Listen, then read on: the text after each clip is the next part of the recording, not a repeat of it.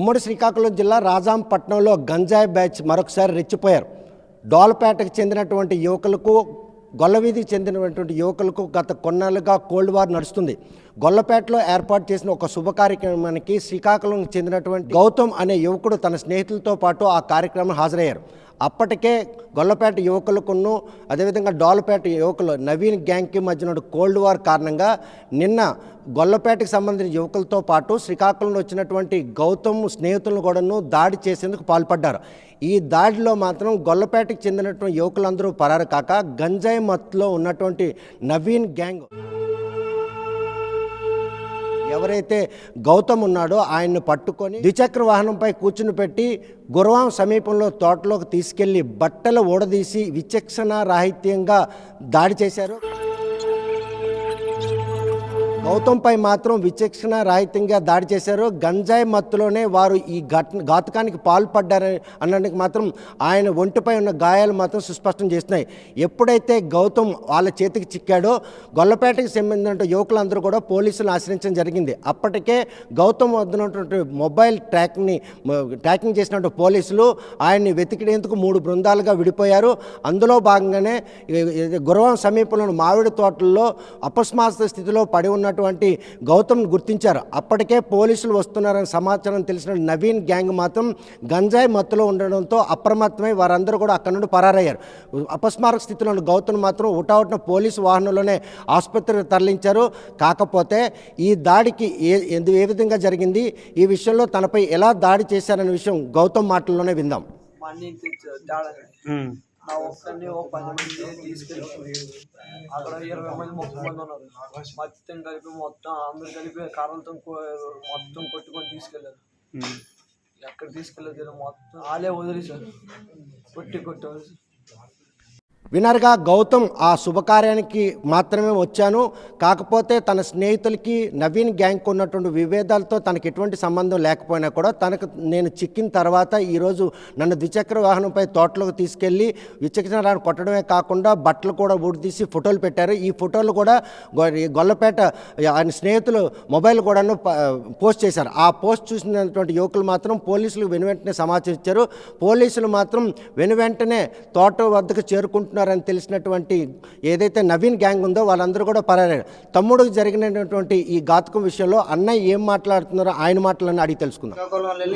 ఫంక్షన్కి వచ్చాం సార్. ఫంక్షన్కి వస్తే అలాగా మామూలు తిరుక్కుందామని డోల్పేట వచ్చాం. డోల్పేట మీద వాళ్ళు కొరండి మూసి మా మీద దాడి చేశారు సార్. దాడి చేసి మా తమ్ముడిని, మేము ఎస్కేప్ అయితే మా తమ్ముడిని పట్టుకుని వెళ్ళిపోయారు సార్. వాళ్ళు పట్టుకుని వెళ్ళిపోయి 10:30 అప్పుడు వదిలేశారు సార్. మేము వెళ్ళి స్టేషన్లో కంప్లైంట్ చేసి సార్ వాళ్ళకి సార్. వినర్గా బాధితుడు గౌతమ్ అన్న మాటలు. ఆ శుభ కార్యక్రమానికి గౌతమ్తో పాటు తన 3 స్నేహితులు రావడం జరిగింది. నవీన్ గ్యాంగ్కి తన తమ్ముడికి ఎటువంటి విభేదాలు లేవు. కేవలం గొల్లపేటకి సంబంధించిన యువకులకి నవీన్కి ఉన్నటువంటి పాత కక్షల నేపథ్యంలోనే గంజాయి మత్తులో దారి కాసి గొల్లపేటకి సంబంధించిన యువకులతో పాటు తన తమ్ముడు కనుక వచ్చిన 3 దాడి చేయడానికి పాల్పడ్డారు. కాకపోతే స్థానికంగా వారందరూ కూడా వెటు వెళ్లాలో తెలిసి వాళ్ళు పరారవడం జరిగింది. తన తమ్ముడు మాత్రం నవీన్ గ్యాంగ్ చిక్కడంతో ఇలా తోటలో తీసుకెళ్లి ఆయనపై దాడి చేశారు. మారణాయుధాలు కూడా ఉపయోగించారు. ఆయన హత్య చేసేందుకు కూడా ప్రయత్నించారు అన్న విషయం కూడాను అన్నయ్య చెప్తున్నాడు. ఈ విషయంలో పోలీసులు కూడా వెనువెంటనే గొల్లపేట యువకులు ఇచ్చినటువంటి ఫిర్యాదు మేరకు స్పందించి గౌతమ్ కోసం వెతికే క్రమంలోనే ఈరోజు గౌతమ్ ప్రాణాలతో బయటపడ్డారు. కాకపోతే ఈ ఘటనకి జరగడానికి కారణం ఏంటి, ఈ వెనుకున్నటువంటి నవీన్ ఆకృత్యాలు ఆ పట్టణంలో రోజు ఎలా పెచ్చరవుతున్నాయి, గొల్లపేట యువకులకును డోల్పేటకి సంబంధించిన నవీన్ గ్యాంగ్కి ఎటువంటి విభేదాలు, అసలు నేను ఈ ఘటన జరగడానికి ప్రధాన కారణం ఏంటనే విషయం సిఐ మాటలోనే తెలుసుకుందాం. రాజంపట్నంలో గొల్లవీధిలోని ఈరోజు ఒక ఆఫ్టర్నూన్ ఒక మెచ్యూర్ ఫంక్షన్ అయింది. ఆ మెచ్యూర్ ఫంక్షన్కి శ్రీకాకుళం టౌన్ నుంచి కొంతమంది యూత్ వచ్చారు. ఆ యాదవాస్కిని తర్వాత ఇక్కడ గృహము వాసి అయిన కుప్పిల్ నవీన్కి వాళ్ళ టీం మెంబర్స్కి ఏదో డిస్ప్యూట్ ఉంది, old dispute. Basing on disputes వాళ్ళని ఈరోజు పొనుగుంటి వలస జంక్షన్కి పిలిచి అక్కడ పొనుగుంటి వలస జంక్షన్ దగ్గర ఉన్న మటన్ షాప్ దగ్గర నుంచి వాళ్ళతో దాడి చేయగా వాళ్ళందరూ పారిపోయేసరికి ఈ శ్రీకాకుళం నుంచి ఎవరైతే వచ్చారో ఆ గౌతమ్ అనే కుర్రవాడు వాళ్ళకి చెక్కడం జరిగింది. వెంటనే అతను బైక్ మీద నుంచి గురవాం లిమిట్స్లోకి తీసుకుని వెళ్ళి తను అసాల్ట్ చేసి అతనికి ఆ ఫొటోస్ని వీళ్ళకి పంపించారు వాళ్ళ బంధువులు ఈ యాదవ కమ్యూనిటీకి. ఇమీడియట్గా మనకి ఇన్ఫర్మేషన్ వచ్చిన తర్వాత మనము వాళ్ళని ట్రేస్ చేయడానికి వెళ్ళాము. అయితే ఇంజుర్డ్ని ఐడెంటిఫై చేయడం జరిగింది. అక్యూజ్డ్ అతను ఎదురీసి పారిపోయింది. బేసిక్గా స్టేట్మెంట్ మనం కేసు నమోదు చేసి ఫర్దర్ యాక్షన్ తీసుకుంటాం. వినరగా రాజాంపట్నంలో నిన్న గంజాయి బ్యాచ్ ఏదైతే నవీన్ గ్యాంగ్ చేసినటువంటి ఆకృత్యం సిఐ మాటలోనే విన్నాం. ప్రస్తుతం మాత్రం అపస్మార స్థితిలో ఉన్నటువంటి గౌతమ్ ఆసుపత్రిలో చికిత్స పొందుతున్నాడు. రోజు రోజుకి రాజాంపట్నంలో గంజాయి మత్తులో యువక మునుగుతున్నారు అనడానికి ఈ ఘటన ఒక తార్కాణంగా చెప్పుకోవచ్చు. నిన్న సాయంత్రం 2 గంటల నుండి రాత్రి 10 గంటల వరకు జరిగినటువంటి ఈ ఘటన మాత్రం రాజాంపట్నంతో పాటు ఉమ్మడి శ్రీకాకుళం జిల్లా వాసులు ఒక్కసారిగా ఉలిక్కిపాటు గురిచేసింది. గత ప్రభుత్వం హయాంలో గంజాయి యథేచ్ఛగా ఎక్కడికక్కడ లభ్యం కావడం, దానికి యువతంతా కూడా బానిసలు కావడం, ఇటువంటి ఘాతకాలు జరుగుతున్నాయి. గతంలో కూడా డోలపేట సమీపంలోని గంజాయి మత్తులో 2 యువకులు అక్కడ ప్రజలపై దాడి చేస్తున్న విషయంలో పోలీసులు వస్తే పోలీసులపై కూడా విచక్షణారహితంగా ఆ మత్తులో దాడి చేశారు. నిన్న నవీన్ గ్యాంగ్ చేసినటువంటి ఈ ఆకృత్యం ఏదైతే ఉందో దీన్ని మాత్రం పట్టణ వాసులందరూ కూడా తీవ్ర భయాందోళనగుతున్నారు. ఎవరైతే ఈ గంజాయికి బానిసలై ఉన్నారో వారందరూ కూడా కౌన్సిలింగ్ ఇవ్వాలి, వారి పేరెంట్స్ కూడా పిలిపించి వారి తాలూకా ప్రవర్తన మార్చుకోవాలి. గంజాయి ఎక్కడి నుండి వస్తుంది, వారికి అది రాకుండా ఉండేందుకు అవసరమైన తనిఖీలు ముమ్మరం చేయాలి.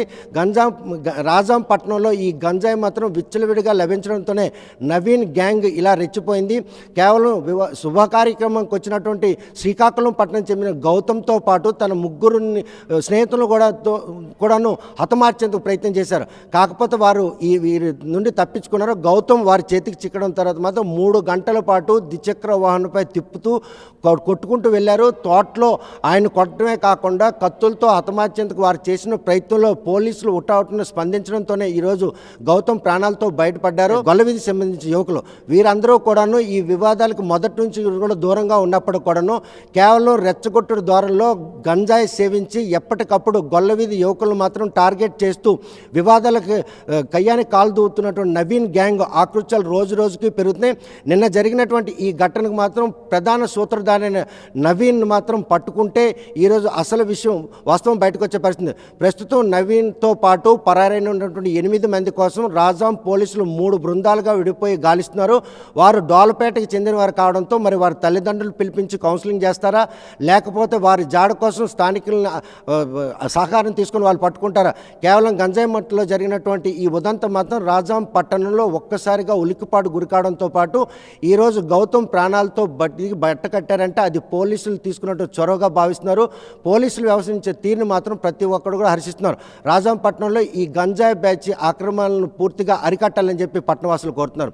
మరి ఆ దిశగా నవీన్ గ్యాంగ్ను పట్టుకొని పోలీసులు కేసు నమోదు చేసి దర్యాప్తు చేసి ఈ వాస్తవం ఏంటనే విషయాన్ని బాహ్యప్రపంచించి వీళ్ళని త్వరగా తెలియజేసి ఈ గంజాయి అమ్మేవారు ఎవరు, వీరికి గంజాయి ఎవరిస్తున్నారు, ఈ గంజాయి బ్యాచ్ని పూర్తిగా అరికట్టేందుకు పోలీసులు ఏ విధంగా వ్యవహరిస్తారు అనే విషయం వేచి చూడాల్సిందే. రాజా నుండి వీడియో జర్నలిస్ట్ రామకృష్ణ సురేష్లతో సత్యం RTV శ్రీకాకుళం. మరిన్ని వీడియోస్ కోసం ఛానల్ ని సబ్స్క్రైబ్ చేయండి. లేటెస్ట్ అప్డేట్స్ కోసం వాట్సాప్ ఛానల్ ని ఫాలో చేయండి. అండ్ లింక్ డిస్క్రిప్షన్ లో ఉంది.